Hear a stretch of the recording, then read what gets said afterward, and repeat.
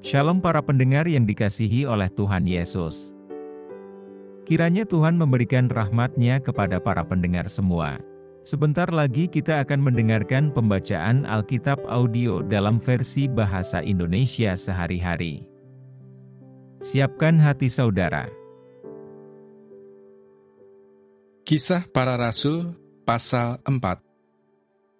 Petrus dan Yohanes di hadapan Mahkamah Agama. Ketika Petrus dan Yohanes sedang berbicara kepada orang banyak, mereka tiba-tiba didatangi imam-imam dan kepala pengawal bait Allah, serta orang-orang Saduki. Orang-orang itu sangat marah karena mereka mengajar orang banyak dan memberitakan bahwa dalam Yesus ada kebangkitan dari antara orang mati. Mereka ditangkap dan diserahkan ke dalam tahanan sampai keesokan harinya karena hari telah malam. Tetapi di antara orang yang mendengar ajaran itu banyak yang menjadi percaya, sehingga jumlah mereka menjadi kira-kira 5.000 orang laki-laki. Pada keesokan harinya, pemimpin-pemimpin Yahudi serta tua-tua dan ahli-ahli Taurat mengadakan sidang di Yerusalem dengan imam besar Hanas dan Kayafas, Yohanes dan Alexander, dan semua orang lain yang termasuk keturunan imam besar. Lalu Petrus dan Yohanes dihadapkan kepada sidang itu dan mulai diperiksa dengan pertanyaan ini. Dengan kuasa manakah atau dalam nama siapakah kamu bertindak demikian itu? Maka jawab Petrus, penuh dengan Roh Kudus, "Hai pemimpin-pemimpin umat dan tua-tua, jika kami sekarang harus diperiksa karena suatu kebajikan kepada orang sakit dan harus menerangkan dengan kuasa manakah orang itu disembuhkan, maka ketahuilah oleh kamu sekalian dan oleh seluruh umat Israel, bahwa dalam nama Yesus Kristus, orang Nazaret, yang telah kamu salibkan, tetapi yang telah dibangkitkan Allah dari antara orang mati, bahwa oleh karena Yesus itulah orang ini berdiri dengan sehat sekarang di depan kamu. Yesus adalah batu yang dibuang oleh tukang-tukang bangunan, yaitu kamu sendiri, namun ia telah menjadi batu penjuru. Dan keselamatan tidak ada di dalam siapapun juga selain di dalam Dia. Sebab di bawah kolong langit ini, tidak ada nama lain yang diberikan kepada manusia yang olehnya kita dapat diselamatkan. Ketika sidang itu melihat keberanian Petrus dan Yohanes, dan mengetahui bahwa keduanya orang biasa yang tidak terpelajar, heranlah mereka, dan mereka mengenal keduanya sebagai pengikut Yesus.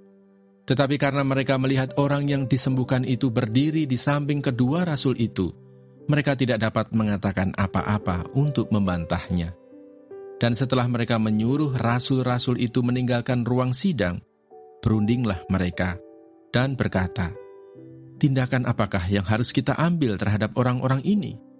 Sebab telah nyata kepada semua penduduk Yerusalem bahwa mereka telah mengadakan suatu mujizat yang menyolok, dan kita tidak dapat menyangkalnya.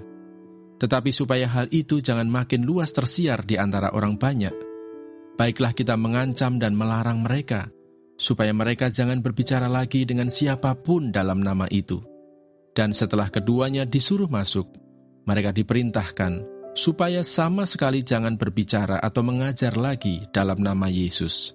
Tetapi Petrus dan Yohanes menjawab mereka, "Silakan kamu putuskan sendiri manakah yang benar di hadapan Allah, taat kepada kamu atau taat kepada Allah. Sebab tidak mungkin bagi kami untuk tidak berkata-kata tentang apa yang telah kami lihat dan yang telah kami dengar."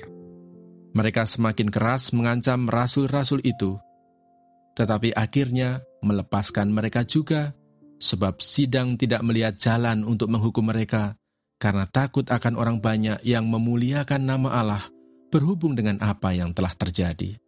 Sebab orang yang disembuhkan oleh mujizat itu sudah lebih dari 40 tahun umurnya. Doa jemaat. Sesudah dilepaskan, pergilah Petrus dan Yohanes kepada teman-teman mereka. Lalu mereka menceritakan segala sesuatu yang dikatakan imam-imam kepala dan tua-tua kepada mereka. Ketika teman-teman mereka mendengar hal itu, berserulah mereka bersama-sama kepada Allah. Katanya, "Ya Tuhan, Engkaulah yang menjadikan langit dan bumi, laut dan segala isinya, dan oleh Roh Kudus dengan perantaraan hamba-Mu Daud, Bapa kami, Engkau telah berfirman, mengapa rusuh bangsa-bangsa, mengapa suku-suku bangsa mereka-reka perkara yang sia-sia?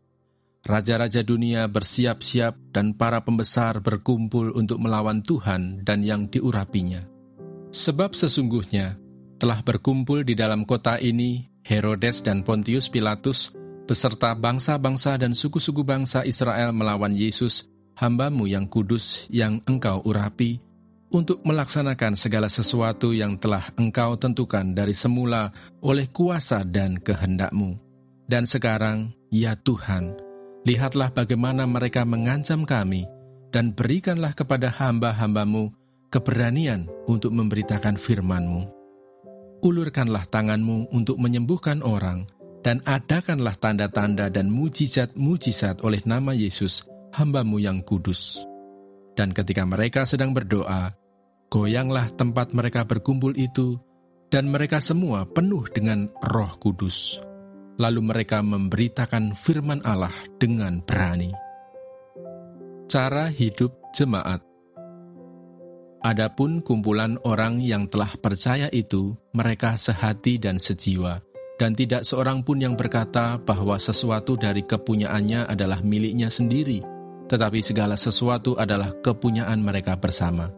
Dan dengan kuasa yang besar, rasul-rasul memberi kesaksian tentang kebangkitan Tuhan Yesus, dan mereka semua hidup dalam kasih karunia yang melimpah-limpah. Sebab tidak ada seorang pun yang berkekurangan di antara mereka, karena semua orang yang mempunyai tanah atau rumah menjual kepunyaannya itu, dan hasil penjualan itu mereka bawa, dan mereka letakkan di depan kaki rasul-rasul, lalu dibagi-bagikan kepada setiap orang sesuai dengan keperluannya. Demikian pula dengan Yusuf, yang oleh rasul-rasul disebut Barnabas, artinya anak penghiburan, seorang Lewi dari Siprus. Ia menjual ladang miliknya, lalu membawa uangnya itu dan meletakkannya di depan kaki rasul-rasul. Terima kasih Bapa di surga untuk firman-Mu hari ini. Berkati kami semua supaya kami mengerti isi hati-Mu.